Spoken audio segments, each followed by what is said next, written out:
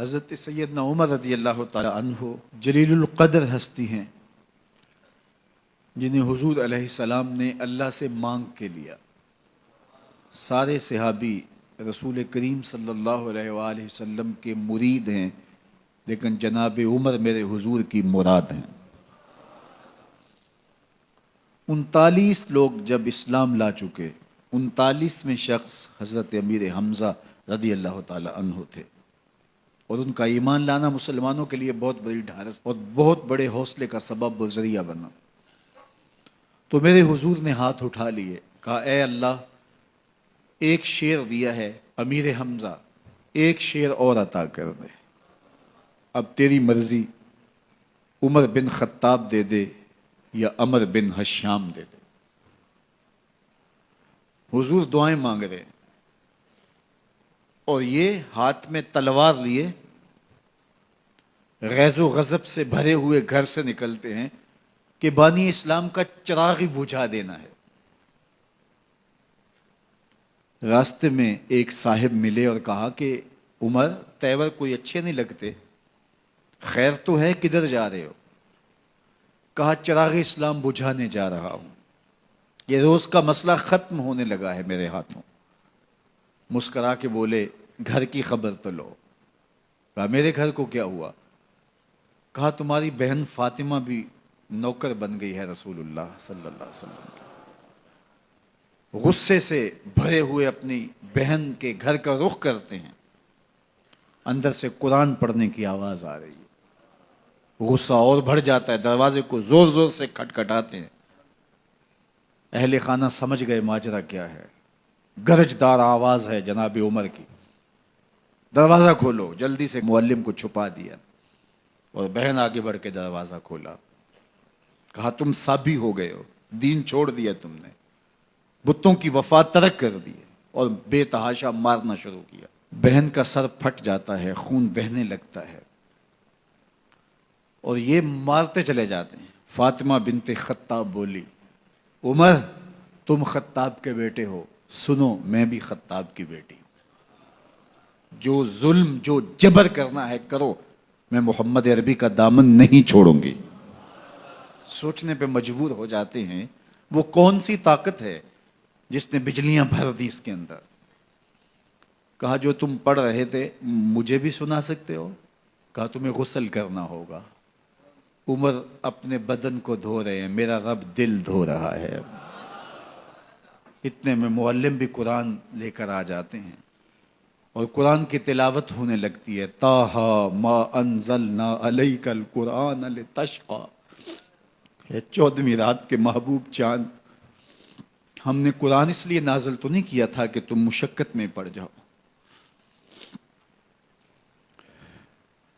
بے تاب ہو گئے، کہا عمر کی عمر برباد ہو گئی، مجھے لے چلو حضور کی چوکھٹ پہ۔ تلوار حمائل کی ہے، بہنوئی ساتھ ہیں، اور حضور کی بارگاہ میں حاضر ہو رہے ہیں۔ دروازے کے سوراخوں سے دیکھا تو صحابہ تشویش کا اظہار کرنے لگے کہ عمر آ رہا ہے، تلوار حمائل کی ہے، ارادے اچھے نہیں لگتے۔ جناب امیر حمزہ نے کہا دروازہ کھول دو، اچھی نیت سے آیا تو استقبال کریں گے، نیت اچھی نہیں ہے تو اس کی تلوار سے اس کی گردن کاٹ دیں گے۔ حضور کے سامنے جا کے بیٹھ گئے، گلے میں کپڑا ڈالا تو حضور نے پکڑ کے کہا عمر ابھی وقت نہیں آیا کہ تم اسلام لے آؤ؟ یہی وقت تھا عمر کے اسلام لانے کا۔ لبوں پہ کلمہ جاری ہو گیا، اللہ اکبر کی صدا اس زور سے گونجی کہ مکے کی گلیاں گونجنے لگیں۔ اسلام لانے کے بعد حضور سے پوچھتے ہیں حضور کیا ہم حق پر نہیں ہیں؟ فرمایا ہم حق پر ہیں۔ اللہ کا دین سچا نہیں ہے؟ کہا اللہ کا دین سچا ہے۔ آپ اللہ کے سچے نبی نہیں ہیں؟ فرمایا میں اللہ کا سچا نبی ہوں۔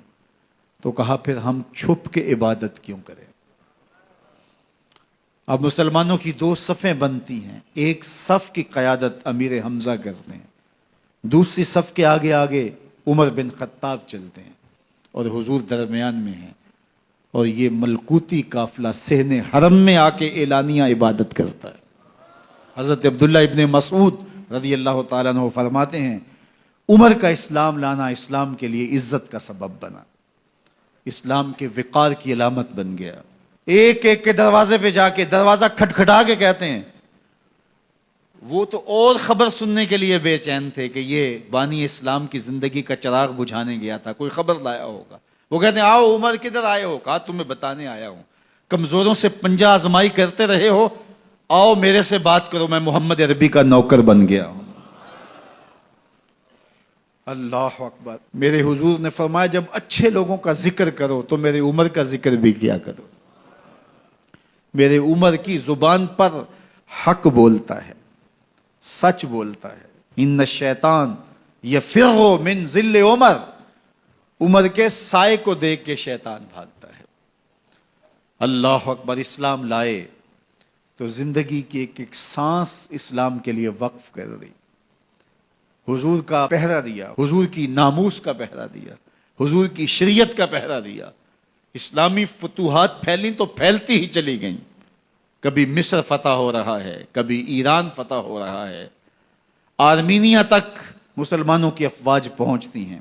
22 لاکھ مربع میل پر حضرت عمر رضی اللہ تعالیٰ عنہ کی سلطنت پھیل جاتی ہے۔ عدل و انصاف کا دورہ ہوتا ہے۔ زمانے نے دیکھا کہ غیر مسلم بھی عدالت میں کھڑا ہے تو اسے خوف نہیں ہوتا تھا کہ میرے سے ناانصافی ہوگی، اس لیے کہ حکومت عمر کی چل رہی ہے۔ وہ بھی مطمئن ہوتا تھا کہ میرے ساتھ انصاف ہوگا۔